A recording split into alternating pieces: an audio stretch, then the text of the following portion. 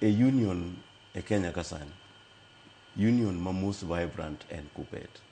En union ma utegno. En union ma nigi mbi.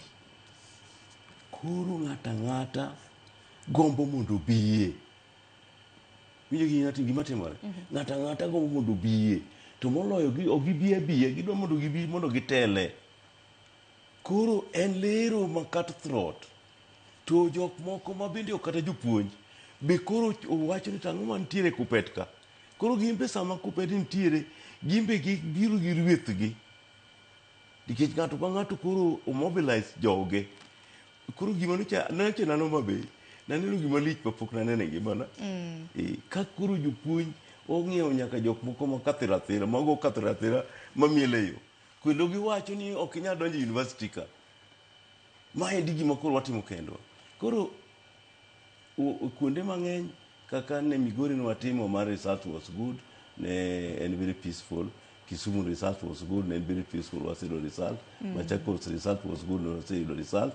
Kendo Kiambu research was good, noketo maber. But ka kuonde machalo kaka man gi challenge ne nitiere Narok to gi Homa Bay. Koro kata this weekend wadhi election kaka Mombasa, wadhi kaka Kirinyaga, gi Nyeri gini. Wadhi timo kuonde auchiel. Nitiere a lot of interest from within and from without. Tiparo ni interest gi biro nikech ang'o, gwandruok gi gibiro nikech ang'o? Dibed ni nitiere kek moro maduong' KUPPET ka mipodo? Ina penji. In BC with the union we about Kenya kasani apart from KUPPET. Umako tunge peni Kenya duto te? Wamake kendo the center mar KUPPET e counties en gima bedo felt. Kata mana ka kibiro Nairobi ka imbe kapo kafa KUPPET ok imor. Be momio ka kiluonga e weche mag education mag niya to ok imor. Ang'o miluonga? Ok ing'eyo ni gima bro wacho ka endi be serious. Koro KUPPET serious in everything. Koro kata ka nitiere gik ma ji neno mabeyo, emomiyo koro gitimo ma endi mago to koro bede interest. To gima nodhiera ni nitiere interest kata from outside. Ma kata kidhi tiyudo ka kata mana nitiere and siasa bigeni biro next year. Ngeni watimo election ka next year an election mar national government, mar general election. Koro maendi bende koro ji manyo ni to ere jok mabiye mia support.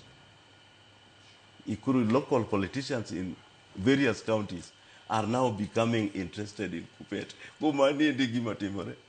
To en very healthy to en cutthroat.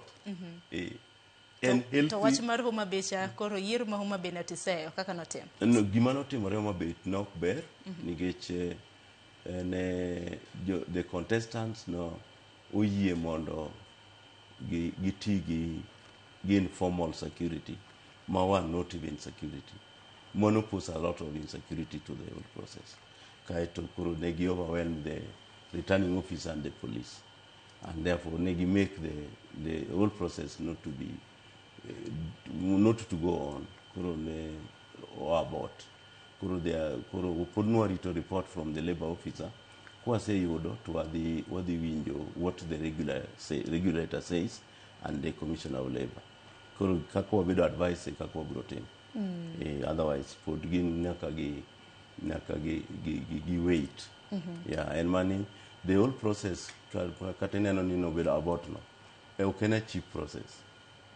Nikech when mobilize with the team election ok en gima yot. Printing ballot papers, providing all the electoral materials, and mobilizing the teams to be together, and even the electoral officers and so on, okay, cheap.